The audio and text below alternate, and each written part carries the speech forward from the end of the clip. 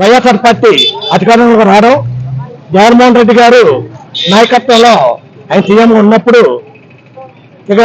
ధర్మశ్రీ గారు ఎమ్మెల్యేగా, ఇండస్ట్రియల్ మినిస్టర్గా గుడివాడ అమర్నాథ్ గారు, డిప్యూటీ చీఫ్ మినిస్టర్గా మన బూరు ముత్యాలనాయుడు గారు, అలాగే పెద్దల సత్యబాబు గారు, అలాగే మన సుబ్బారెడ్డి గారు, వీళ్ళందరూ కూడా ఈ ఫ్యాక్టరీ లాభాల ఊపులో ఉండి మూసేద్దాం అన్న టైంలో మన గవర్నమెంట్ ఎప్పుడు కూడా ప్రజలకి అనుకూలంగా ఉండాలి, దానికి ఈ ఫ్యాక్టరీ ఉండడం వల్ల యువతకు చాలా ఉపయోగపడుతుంది అనే ఉద్దేశంతో ఆ రోజుల్లో 90 కోట్లు షుగర్ ఫ్యాక్టరీకి ఇచ్చి ఆదుకొని దాన్ని తెరిపించి ప్రతి సంవత్సరం కూడా గత పాలనలో టీడీపీ పాలనలో 175 కోట్లు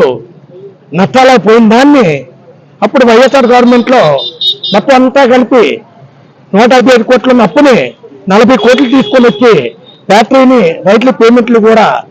ఏ సంవత్సరం సకాలంలో ఇస్తూ ఫ్యాక్టరీ రన్నింగ్లో పెట్టినప్పుడు 2024 అసెంబ్లీ ఎలక్షన్స్ వచ్చినప్పుడు ఇక్కడున్న టీడీపీ ఆ రోజుల్లో కంటెస్ట్ చేస్తున్న ఎమ్మెల్యే కేశన్ రాజు గారు, అలాగే ఎంపీ సీఎం రమేష్ గారు షుగర్ ఫ్యాక్టరీ గేట్ దగ్గరికి వచ్చి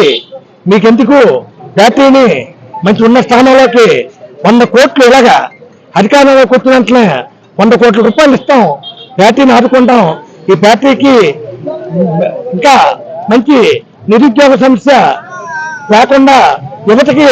అదనంగా మంచి ఉద్యోగ అవకాశాలు కల్పిస్తాం అని చెప్పగానే మొత్తం యువతంతా నిజమే కోసం అని చెప్పేసి వాళ్ళ మాటలు నమ్మి మొత్తం అంతా కూటమి ప్రభుత్వానికి ఓట్లేయడం, అదేవిధంగా నిరుద్యోగ వృత్తి అని చెప్పేసి డిగ్రీ చదువుకున్న ప్రతి ఒక్కరు కూడా 3,000 రూపాయలు ఇస్తామని చెప్పి వాళ్ళ మబ్బు పెట్టి, అలాగే లేడీస్ని కూడా అనేక విధాలుగా అనేక స్కీములు ఇస్తామని చెప్పి వాళ్ళు మబ్బు పెట్టి యువతలందరినీ ఆకట్టుకొని, ఆడవాళ్ళందరినీ ఆకట్టుకొని చేసి ఈరోజు యువతకి ఎటువంటి న్యాయం కూడా చెప్పకుండా తీరా 16,000